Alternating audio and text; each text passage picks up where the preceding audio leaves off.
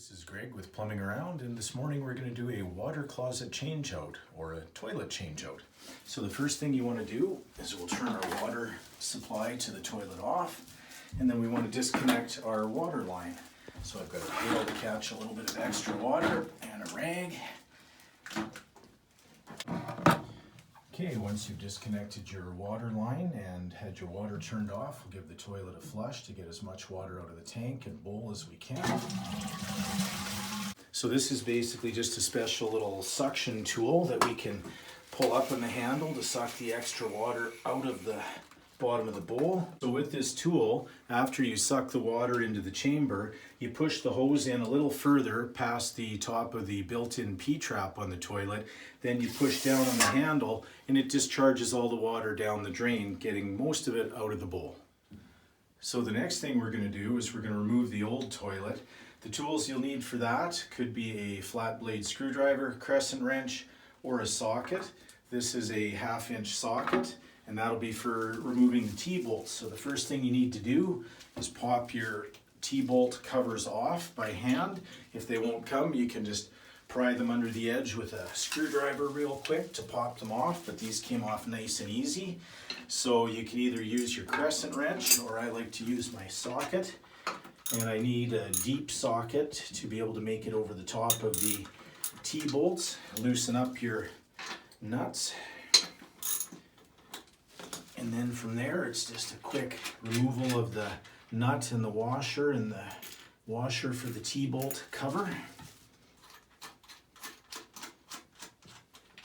You may have noticed the garbage bag on the floor and been wondering what that was for. Well, once I go to pull the old toilet, I'm going to set it onto the bag, and I'll show you the reasons for that in a minute. First is the wax ring, if it stays on the bottom of the toilet, can set on there.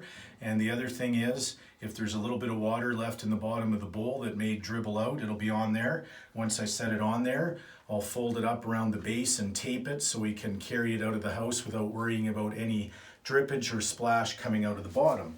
So now you just come to the toilet and you just lift her straight up. Try and keep it as level as possible so that you don't drop any water out of there.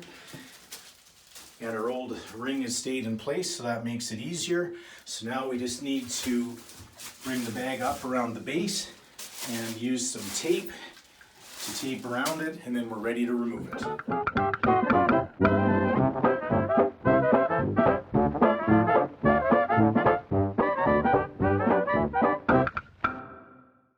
Okay, now after I've got the toilet outside, that's the biggest workout of the job. We'll leave that for appropriate disposal after we're done.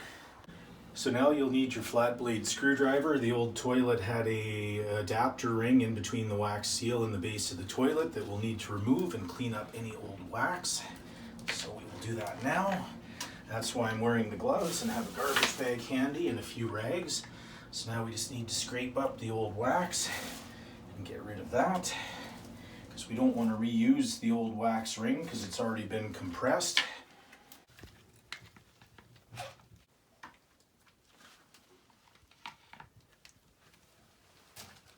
So the T-bolts that were originally in with the toilet were the brass style, and you can see they're starting to corrode on the bottom. I like to use the nylon T-bolts as replacement ones. These ones are suitably longer than the old T-bolts, and I like to do that just so I don't get caught on the height of the T-bolt with the new toilet, and these can be trimmed to size, and I'll show you that a little bit later in the install. Okay, so now we'll install the T-bolts. You find the open end of the slot, the big end, just slide them in, and then the tabs on them lock them into place. And then I just like to take a measurement off my wall to make sure that they're equal on both sides, and they are equal, and we're 1 foot off the finished wall, which is standard toilet installation measurements. So the toilet that we're going to be installing is a all-in-one kit. It comes with its own wax ring. I just brought another one for comparison purposes.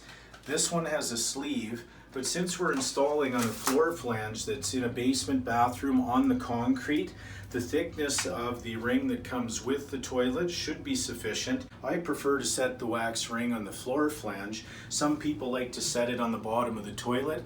It's just a question of preference. This is the way I learned, so this is how I like to do it. So the next thing we'll do is I will carefully pick up our new bowl and I'll bring it over, and you kind of gotta do a little bit of a waddle walk, and you want to make sure your T-bolts are lining up with the holes, and then your outlet on the toilet will line up with your seal. You gently set it on, and then you want to make sure you're getting some compaction. You can see I'm just kneeling on it to squish it down, so that way we know for sure we've got good compaction on the toilet. Now that we have our bowl set in place and we have good compaction on the wax seal, I just want to do a quick double check on the measurements. So off the wall to our seat holes in the bowl, and just make sure they're approximately the same distance. So they're both 11 inches off the wall. So that way it gives me a good idea that I've got the toilet straight to the wall and it's not sitting a little crooked to the orientation of the wall. So after we do that, we need to get the T-bolt covers out. So first we need to put our washer for the T-bolts on them. It's got a little lipped edge on it, and it even should say on them which side is up and which side is down. So it says this side up, so you need your little lip, so it's going to be on the top. We slide that over top of each of our toilet bolts, and then we take the nuts for our toilet bolts, and then we just thread them on down to the washer. So now that we've got our cap washers and the nuts for the T-bolts in place, they're hand tight. Now we'll go to tighten them up. This is where I use my 1/2 inch deep socket, since we have the extra T-bolt sticking up. So once they're fairly snug, you just give your bowl a little rock to make sure it's sitting nice, which it is. And then we'll just give her a little more. Again, once it's snug, you don't want to go crazy with it. And then that should be good. Okay, you can see that our T-bolts are sticking up quite high compared to our T-bolt covers. So I have my little mini hacksaw, and we'll trim her down to the point where we can get the covers on. You don't want to go flush to your nut. Leave a thread or two, and then just give them a gentle little cut there.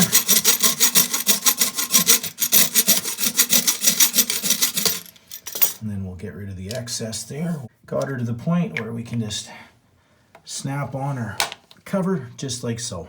So what we're going to do now is we're going to install our toilet tank. So we have our tank bolts that came in the package, and I've referenced the instructions on exactly how these need to go in. Each tank is a little bit different. So for this particular tank, we'll turn it over the other way. We take one of our tank bolts with a rubber washer on top, and the holes that are on the bottom of the tank, they will stick through those from the top of the tank. So we'll do one side first. So we'll turn the tank back upside down, and while we're holding our bolt, we put another washer on the bottom. So this is where you have to be a little bit of an acrobat sometimes. Whatever way works best for you to get this done. So you want to hold your bolt secure, get your washer flush to the tank, and then do a metal washer, and then the nut for the particular bolt. And the reason why you want to get the bottom washer flush with the tank is you don't want to have it up high and be trying to tighten the nut while you're pushing the washer up, because that could give you a poor seal. Now we'll do the second one. So it's the same thing, just in the other hole in the tank. At this step, the tools you'll need in this case will either be the 1/2 inch deep socket or a small crescent wrench. I like to use the socket. So once we've got the bolts hand tight, then we'll tighten them up with our wrench or our socket. So as you can see, the bolt has a slot in the top, so you can use a flat blade screwdriver. As you go to tighten them up from the bottom, they may want to spin, so you'll probably need to use the screwdriver to hold it from spinning. And we're pretty much to the point of as tight as I want to go, but I'm just double checking. And a good indicator that you have them tight enough is if you can see there's a bit of compression on the rubber washer in the tank as the bolt's pulling in. So that's a good sign that you've got a good seal. So now that we have our tank bolts secure and in place, the next thing we're going to do is put our tank gasket on. It goes on the outflow of the tank. You can see the nut there. It's recessed so that it will cover the nut. The beveled edge goes down. So we'll just gently set it over, making sure we're covering the nut on the outflow and that it's covering around the edge and flush with the tank. So now that we have our tank fully assembled and ready to go, we'll pick it up off the floor and we'll set it into place. I've just set out the washer and butterfly nuts in front of where I need to install it. And the holes that we're aiming for are the holes at the very back. The bolts go into the holes, the gasket sits into the hole in the toilet bowl itself. So this is where it's a little bit of a challenge, but you just kind of line it up and guide it. So you need to support that until you get your washers and nuts on place. Once we have our tank set into place, we just want to gently support it with one hand. The other hand, you put your flat washer on and then your butterfly nut. You don't want to tighten it up snug because we have the other side to do, and we want to get our tank level. So again, supporting our tank, washer, and then nut. And these ones, you only need to go hand tight. So once we have the tank into place and the butterfly nuts are hand tight but not snug yet, I put my level on the tank because as we tighten them, we'll alternate side to side to try and keep that tank level.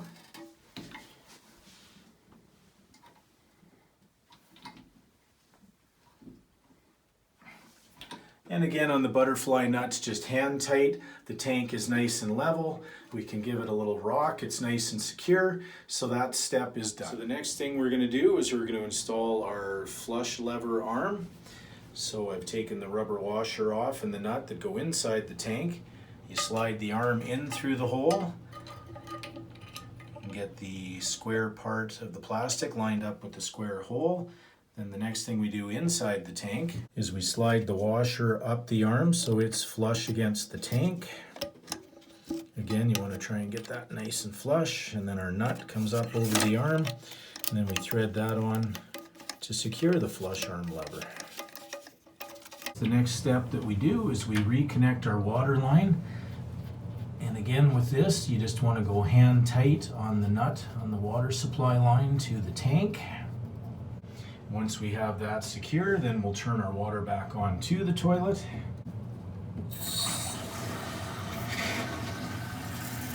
And the toilet tank starts to fill. Now that the tank is full of water, the last thing we need to do is to put our toilet seat on. So the tools you'll need is a large flat blade screwdriver. Out of the packaging, I've retrieved the nuts and bolts for that. So you set your toilet seat on top of the toilet, line up the holes. Your bolt goes through the top with no washer, and then underneath you just bring up and go washer and then nut. Once you've hand tightened the nuts and bolts for the seat on both sides, then you just want to adjust where your toilet seat is lining up. I just like to have the edge of it flush with the edge on the porcelain. Once you get the toilet seat set where you're happy, then you can use your large flat blade. Just support the nut on the bottom and tighten your bolt. And again, you don't have to go crazy tight. You don't want the seat to be moving, but you don't want to run the risk of cracking your porcelain as well. Once those are tight, then you just pop your little covers down and the seat is installed. After everything has been installed, we gave the toilet a couple flushes to check for leaks, and everything looks good. The water level in the tank is good. So the last thing we need to do is just gently set our lid on the top, and another job well done.